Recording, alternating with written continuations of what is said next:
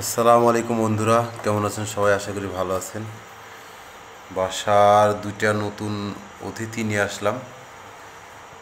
এই বাচ্চা জোড়া অনেকেই ভিডিওতে আগে দেখছেন, আর একবার একটু দেখাই। এই বাচ্চা জোড়া হচ্ছে মহসিন চাচার যে জাগদোবাজ নরটা নিয়ে আসছিলাম। নরটা অবশ্য সেল হয়ে গেছে অলরেডি, ডেলিভারির অপেক্ষায় আছে নরটা। এই নরেরই হচ্ছে বাচ্চাগুলো প্রতিবারই হচ্ছে এইরকম আসে।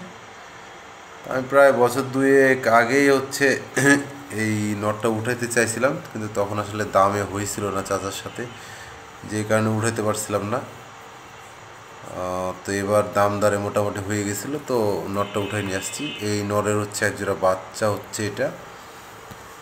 এই বাচ্চা জোড়া আমি এখন পর্যন্ত স্থির করেছি, মনস্থির করেছি আমার নিজের কাছে রাখবো। এখন আল্লাহ ভরসা, দেখা যাক বাকিটা কি হয়।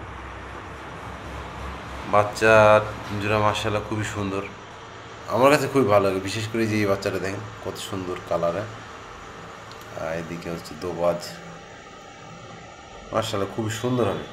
তবে এগুলো আসলে উড়াবো না ওই আপনার, কারণ এদের তো ব্লাড লাইনে এগুলো কি আমার জানা আছে, খুব ভালো জাতের এগুলা।